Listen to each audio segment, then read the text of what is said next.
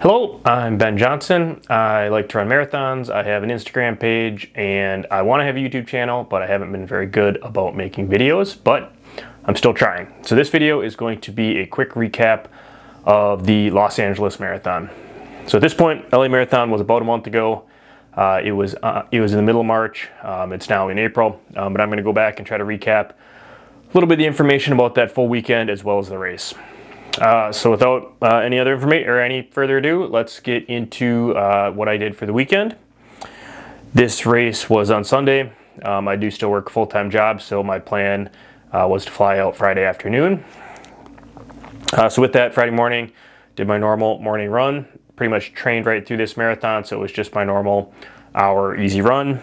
Then I went into work for a half day, and then the actual flight I had from Minneapolis to LA was in the afternoon.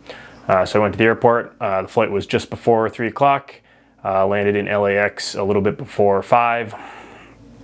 Almost immediately, the first thing that I was reminded of, I've been to LA in the past, but it's been a long time, was really just how bad the traffic is. It took a really long time to get from the airport to the hotel. I stayed at a hotel that was pretty close to the finish. It was called the Century Park Hotel. I think it was a little bit under, probably about a mile away from the finish line, a little bit under a mile away from where the bus pickup was in the morning. So it was pretty convenient. I thought that was a pretty easy place to stay in terms of getting to where I needed to go for the race. The other thing to note with LA is that it is kind of a little bit spread out. So downtown LA was miles away, and then even the beach was a few miles away the other direction. So it was a little bit too far to walk in most cases. So I did end up taking quite a few Uber rides, which was okay, but it did end up taking a little bit longer than expected because of just the traffic. So on Friday, I guess after I landed, went to the hotel, checked in quick, dropped off my bags, and then I went to dinner with some friends at Dan Tanas. I believe that's in West Hollywood. That restaurant was super cool. It's an Italian place. Had some pasta. And then I think the rumor was that Justin Timberlake had his album release party there the night before, which was cool. Can't really confirm that, but maybe that was the case. Enjoyed that. Then just went back to the hotel the next morning. On Saturday morning, 9 o'clock, there was a shakeout run with Ketone IQ. So I've been partnering with them for some of my supplements. So went and met with them. Charlie Lawrence was there. He's the 50-mile world record holder, as well as some of the other folks from Ketone IQ that I got to meet. And it was a shakeout run, so many other people running the race came. We met at a coffee shop and then went down to Santa Monica Beach. Did a 5K right on the beach. It was really cool. It was, I think, around 9:20 in the morning at that point, but it was already 60 degrees. There was people out on the fitness equipment. They were on the beach playing volleyball, kind of just hanging out. Really cool to see that California environment. After that, I, again, got in another Uber, went to the expo. The expo was at Dodger Stadium, which is where the start of the race is. That was probably close to an hour Uber ride. It was the middle of the day, a lot of traffic, kind of slow, but overall it was okay. Got there. Interesting thing with the expo is that it was completely outdoors. That would be unheard of in Minnesota. Really was kind of surprised to see that everything was just set up outside the stadium. It was a nice day that day, so it actually ended up being really cool. The lines for picking up the bibs were pretty efficient. For some reason, the line I was in was much longer than all of the other lines, but it really didn't take that long in the end. And then the expo itself kind of wrapped around the outside of the stadium in the, I guess, parking lot area, I believe. It was a paved area, obviously, but there was just tents all over. I thought it was pretty well done expo, especially with the weather being good. And then the other part that I liked about this one is that there was a bunch of food trucks kind of along the back row. That's one of the things I sometimes struggle with on marathon weekend, is going to the expo can take up a lot of time, and it's really hard to get enough fueling in, especially when trying to carb load. Being able to have food trucks right there on site, so I could get food, I could kind of wander around, continue looking at the expo, and then get even more food if I needed, ended up being really nice, really convenient. So I think that was pretty much it for Saturday. I did take an Uber back. I ended up walking around a little bit in Century City. There's an outdoor mall, kind of an indoor-outdoor mall in that area, which was cool. And then I also walked from my hotel to the bus pickup area just so that I could make sure I knew which way to go and wouldn't get lost in the morning before the race. It was about a mile away, a little bit less than a mile away, but it was a pretty easy walk. Sidewalks the whole way, really no issues with that. So then I guess that gets into race morning. So for the LA Marathon, my kit was Lakers Aeroswift jersey with Kobe Bryant number 24 for LA Marathon 2024. Again, done by Greg Itahara. Really liked how this one turned out. Looks really cool. I think everybody liked it on the course. And then for the shoe choice was the Vaporfly 3. Picked this one because I thought it matched the Lakers theme that I had going. This is actually a women's color, but with the Vaporfly being a unisex sizing, you can just do the size conversion. It fits just the same. Was really happy with the kit overall, and the shoes worked out great. So for race logistics, it is a point-to-point race. So bus pickup was near the finish.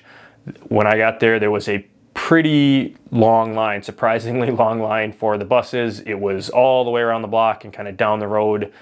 Got in line. It really didn't take too long, and it was kind of a moving line, just a slow walk all the way up. Got on the bus. There was plenty of buses. Got right on. The buses just left one after another. I thought that was really well done and efficient. One of the challenges that I saw all throughout the weekend was the traffic, and that was no exception with the bus ride to the start. It's, I guess most races, it seems like they have a lot of traffic blocked off to allow the race transportation and the buses to have their own lane or go on the shoulder and go around. There was one point on this ride where there was a merge on the highway where it was just a complete stop, and we were stuck there for 10 or 15 minutes and maybe moved a block or two. I think this was getting to the point where some people were starting to get a little apprehensive if we'd make it to the start or not. I even saw some people on other buses like getting off the bus and trying to walk to the start. We were still a couple miles away from Dodger Stadium, so no one on our bus got off. That seemed like a bad idea. Eventually we did. It really was just we had to get into a lane to the right to try to exit from the freeway. Got into that, ended up getting to the start just fine. It did take up some time, so there was less time than I would say I normally have before the start of a race. Really all I ended up doing was going to the bathroom and then going to the start corral. So this is a pretty big race. I believe there's over 20,000 people, but it feels pretty laid back compared to like a marathon major. Easy to get into the corrals, really no logistics concerns in the morning. It is dark, it is an early race, so it was sun was still coming up when I got there. Sun comes up kind of as the race is starting. So yeah, no visibility issues, but it's just a little bit dark before the race starts. This race, one thing I noticed kind of as I started looking into it a little bit more right before the race is that it is actually quite a bit more hilly than I had expected or thought, just thinking of the LA Marathon when I signed up for it. When I did the comparison, it actually has a little bit more elevation gain than the Boston Marathon, which is known for being hilly.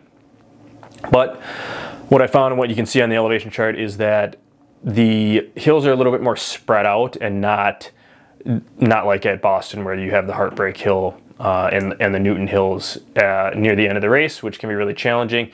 At the LA Marathon, it's a little bit more rolling up and down the entire course, so it didn't feel as challenging for me. When the race went off, it kind of starts by going around the parking lot at LA Stadium, or Dodger Stadium. So the first, I'm not even sure, half a mile maybe, feels like it's just uphill the whole way as you go around the stadium. Then as you go out of the parking lot, out the gates for the stadium, it starts a downhill, and that downhill continues for several miles. I think it's the first 3 or 4 miles are just a smooth downhill, kind of similar to how the Boston Marathon starts.